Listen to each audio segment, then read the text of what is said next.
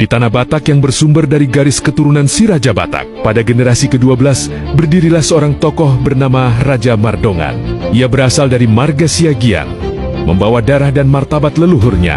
Namun perselisihan dengan saudaranya dari marga Siagian, khususnya keturunan Raja Mangarobean Siagian, menjadi titik balik dalam sejarahnya.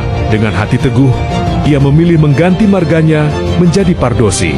Dari keputusan itulah lahir marga baru Pardosi yang tetap berakar dari Siagian, tetapi tumbuh dengan jati dirinya sendiri. Marga Pardosi diwariskan kepada keturunannya, Raja Urang, Raja Hujur Batu, Raja Pamahar, Raja Ledung, dan Raja Manorsa.